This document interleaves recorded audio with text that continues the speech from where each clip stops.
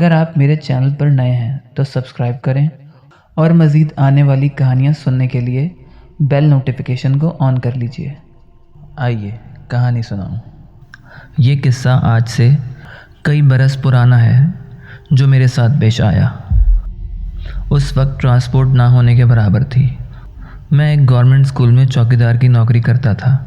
मेरे घर से कुछ ही दूर बस स्टॉप था, तो मैं वहाँ से बस लेता और स्कूल पहुँचता। अगर कभी मुझे देर हो जाती बस स्टॉप तक पहुँचने में तो बस निकल जाती, फिर उस दिन छुट्टी करनी पड़ती। काम से वापसी पर भी यही होता। स्कूल का रास्ता मेरे घर से बस में 1.5 घंटे का था। हर 3 घंटे बाद एक बस गुजरती थी, जो कि आखिरी बस शाम को 6 बजे निकलती थी। एक बार मुझे स्कूल में काम के सिलसिले में देर तक रुकना पड़ा, तो वापसी में मुझे बस नहीं मिली और मुझे पैदल घर आना पड़ा। तो शाम हो चुकी थी, मगरिब का टाइम था। मैं अपने घर के लिए निकल पड़ा। 3 घंटे का रास्ता मुझे तय करना था। इशा की अज़ानें हो चुकी थी। मैं अब भी घर से काफ़ी दूर था। जिस रास्ते पर अब मैं था, उस रास्ते पर बहुत बड़ा एक कब्रिस्तान आता है। मैं उसके पास से गुज़र रहा था। अंधेरा काफ़ी हो चुका था। दूर दूर तक कोई रोशनी नज़र नहीं आ रही थी और मैं उस रास्ते पर बिल्कुल तन्हा था। तो मुझे दूर से लालटेन की रोशनी नज़र आई, जो मुझसे कुछ ही आगे चल रही थी। मैंने तेज़ तेज़ कदम उठाए कि वो लालटेन वाला जो कोई भी है, मैं उसके साथ ही चलता हूँ, ताकि मुझे भी थोड़ा हौसला हो। मैं अब उस रोशनी से थोड़ा ही दूर था, तो मैंने देखा कि लालटेन हवा में थी, पर उसको पकड़ने वाला नज़र नहीं आ रहा था। मैं उसके और करीब होता जा रहा था। अब मुझे सब कुछ साफ नज़र आ रहा था, तो मेरे रोंगटे खड़े हो गए ये देखकर कि वो सिर्फ लालटेन ही थी जो हवा में आगे की तरफ चल रही थी, जबकि उसको थामने वाला कोई मौजूद नहीं था। खौफ और डर से मेरी हालत गैर हो रही थी।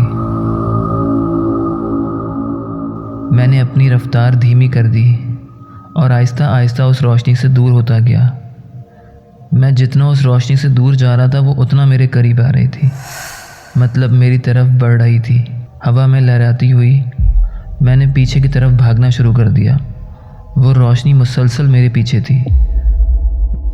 मैं अंदाजे से भागता हुआ जा रहा था। मेरे दिल की धड़कनें इतनी तेज़ थीं कि लग रहा था सीना फाड़ के बाहर आ जाएंगी अभी। मैं भागते भागते काफ़ी दूर आ चुका था, पर वो रोशनी मेरे ही पीछे थी। मुझे अपने सामने एक मस्जिद नज़र आ रही थी। मैं तेज़ी से उसमें दाखिल हो गया, तो वो रोशनी मस्जिद के दरवाजे तक आई और रुक गई। मैं अंदर से अब उसको साफ देख सकता था। वो सिर्फ एक लालटेन थी, वो भी हवा में बुलंद। लेकिन वो किसके हाथ में थी, कौन उसे लहरा रहा था, वहाँ ऐसा कोई मौजूद नहीं था। फिर वो रोशनी आहिस्ता आहिस्ता पीछे हो गई और मेरी आंखों से ओझल हो गई। मुझे नहीं मालूम था कि टाइम क्या हो रहा है, और ऊपर से जंगल, दूर दूर तक आबादी के नामो निशान नहीं। मैंने थोड़ी देर मस्जिद में इंतज़ार किया। उसके बाद मैं दुआएं पढ़ता हुआ मस्जिद से बाहर निकला। कुछ ही कदम चला होगा कि फिर से वही रोशनी तेज़ी से मेरी तरफ आ रही थी, जो कि अचानक से नमूदार हुई थी। मैं वापस मस्जिद की तरफ भागा और अंदर दाखिल हो गया। वो रोशनी मस्जिद से थोड़ा ही फासले पर आकर रुक गई, जो कब्रिस्तान से मेरे पीछे लगी थी। मैं दिल ही दिल में दुआओं का व्रत करे जा रहा था। थोड़ी देर बाद मैंने फिर से बाहर देखा, तो वो रोशनी मस्जिद से काफ़ी दूर हो चुकी थी, पर वो अभी भी वहाँ मौजूद थी। मेरी डर के मारे बुरी हालत थी, लेकिन मुझे इस बात का आसरा था कि मैं मस्जिद में हूँ और वो जो कोई भी मखलूक है मस्जिद में नहीं आ सकती। भूख और प्यास से मेरा बुरा हाल हो रहा था। मेरे गले में कांटे चुभ रहे थे प्यास से। फिर न जाने कब मेरी आंख लग गई। मेरी आंख खुली किसी के हिलाने पर, तो मैंने देखा मस्जिद के इमाम साहब मुझे जगा रहे थे। फजर का टाइम हो चुका था। मैंने उठकर नमाज़ पढ़ी। फिर दिन की रोशनी होना शुरू हो चुकी थी। मैं मस्जिद से निकला और कुछ देर बाद अपने घर पहुंच गया। घर पर सब मेरा इंतज़ार कर रहे थे और बहुत परेशान थे। मैंने शुक्र अदा किया घर पहुंचकर, लेकिन मेरी तबीयत काफ़ी ख़राब हो चुकी थी।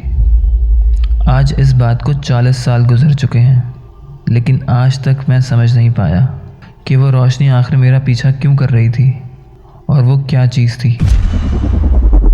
आज भी ये किस्सा अगर मैं किसी को बताता हूँ तो मेरी कैफियत वही हो जाती है जो उस रात थी। एक अनजाना सा खौफ मुझ पे तारी हो जाता है। अगर आप लोग मेरे चैनल पर नए हैं तो प्लीज़ सब्सक्राइब करें। मज़ीद आने वाली कहानियों के लिए बेल आइकन प्रेस करें।